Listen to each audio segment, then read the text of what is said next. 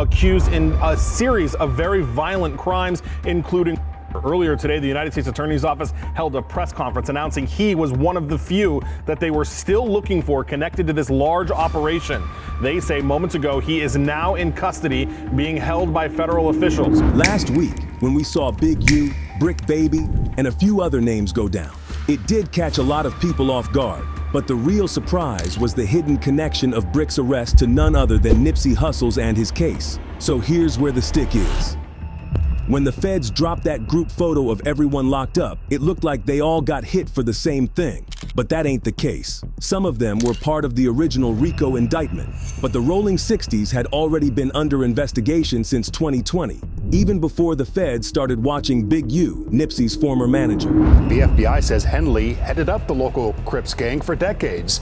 Investigators say that he painted himself as an entertainment executive who's been giving back to the community with various charities, but they say Henley is a violent criminal. Here's what really implicates Bricc might be behind the hit on Nipsey. SKG, a former death row artist, was the one who came out and accused Big U of being involved in setting Nipsey up. And let's not forget, Big U isn't just facing any charges. He's been hit with the M of another individual: extortion, human trafficking, and fraud. Bricc Baby, however, is a different story. His name is now tied to multiple weapons charges, and the feds say he was moving guns with another Rolling 60s member. That alone raises questions.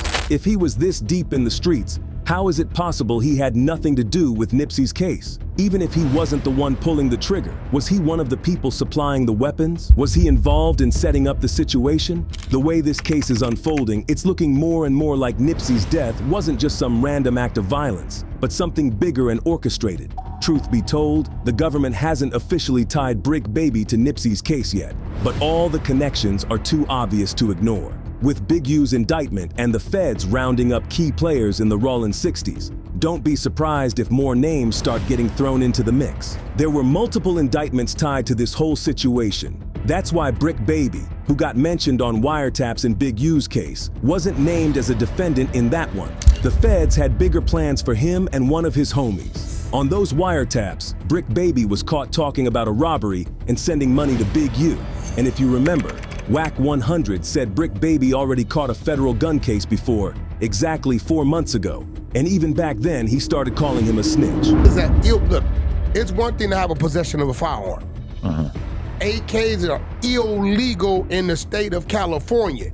They're not DA rejecting that, but what I'm telling you is, it was never picked up by the state. But WAC ain't said nothing brand new. There were already rumors about Bricc Baby cooperating since he never had a court date for his old firearm charges. However, now he's officially in custody. His case goes back to July 12, 2022, when he was caught with blicky in a business parking lot in LA County. Since he's a felon, the feds got involved and they say his case affected interstate commerce because the weapon was probably made in a different state or country. But it wasn't until Brick's recent arrest in Operation Drawdown that people started really connecting the dots. Now, while there's no official link between Bricc Baby and Nipsey Hussle's demise, the timing, the connections, and the people involved make it way too hard to ignore. Again, and then shoots a third time. He then kicks Nipsey before bolting toward the alley, which is where the first video began. Before the alleged shooter Nipsey, he reportedly got into a heated conversation with the Grammy Award-nominated rapper. Here is exclusive video from Air 7 as the suspect, 29-year-old Eric Holder, is picked up by LAPD detectives at the sheriff's station in Lakewood. He was placed in an unmarked vehicle. The department says it received help from the community to track him down. We all know Nipsey was gunned down outside his store on March 31st, 2019. And Eric Holder Jr. took the fall for it in 2022.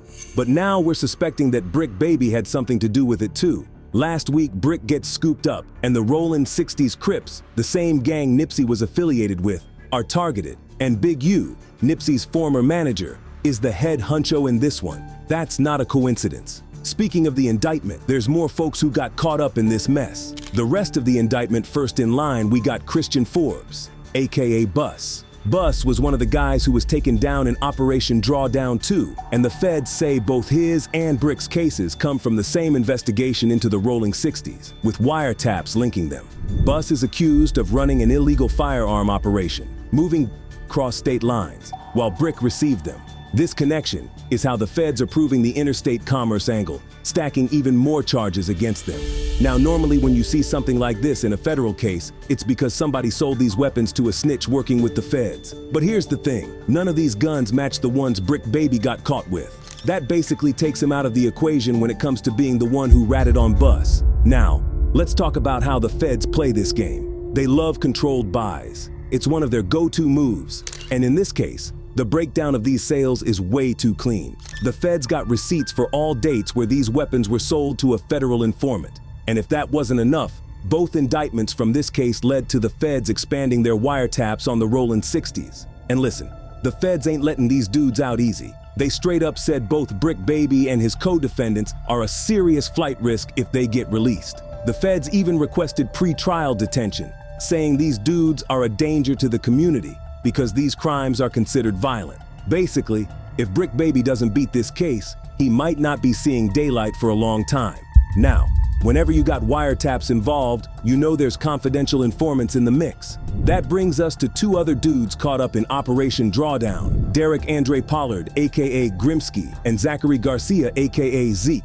These two got hit with some serious charges. The feds are saying they were moving ice, fent, and MDMA, plus they had guns while doing it. And since they're either Rollin' 60s members or close affiliates, the feds are treating everybody in this indictment as one big operation, even though each person was out here making their own moves. For Grimsky and Zeke, their case goes way back to 2020. The feds say it all started on September 2nd when Grimsky was on the phone negotiating an ICE deal. But what he didn't know was that he was talking to a federal informant the whole time. And the sloppiness is crazy because Zeke ended up selling the CI 44 grams of a diluted version of ice instead of a full pound, basically finessing the buyer for a few $1,000s. But the feds don't care if it was real meth or not. All they needed was that transaction on record. 2 weeks later, Grimsky is back on the phone negotiating another deal. Same price, same hustle, another controlled buy. This time, they sold the informant 46 grams of fake product. Again, not even a full pound. But at this point, the feds were just sitting back and collecting evidence. 3 months later, the feds spin the block again, and another informant calls Grimsky, setting up yet another sale. This time, Garcia meets up with the informant and finally gives him some real stuff. And just like that, the feds had all they needed. At the end of the day, this whole operation was doomed from the jump.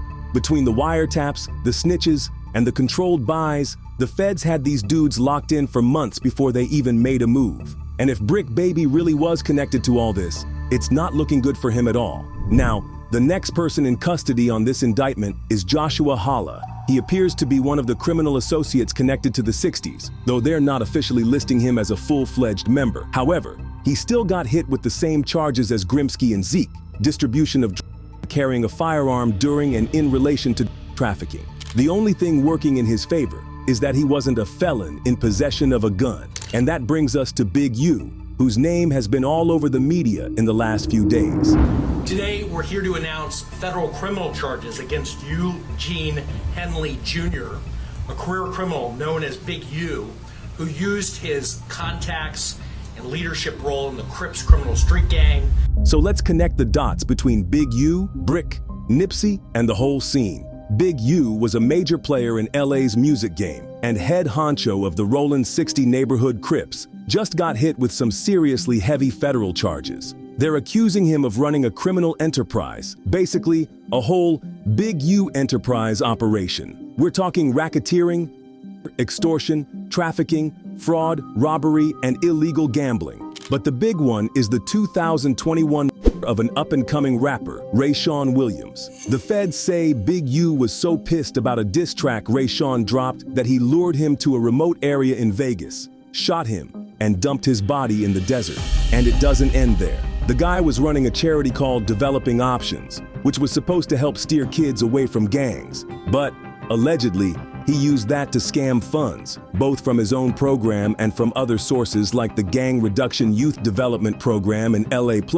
He pulled a fast one on athletes like Shaquille O'Neal and Draymond Green, convincing them to donate to his fake charity so he could pocket the cash. Now, let's bring Nipsey into this. Big U was one of the people who helped launch Nipsey's career and was seen as a positive figure in the community. But the feds are saying this whole community leader thing was just a cover for his shady dealings. He used his rep to shield himself and his operation from law enforcement for years. And if it wasn't clear before, all this is super connected to what happened with Nipsey. With Big U being in the mix and now facing life behind bars if convicted, it makes you wonder what else was going on behind the scenes. The whole thing is a mess, and it's clear now that the criminal world behind the music industry is way deeper than most people realized. Keep in mind, they started watching Big U in February 2021, but these wiretaps had already been rolling on these dudes since 2020.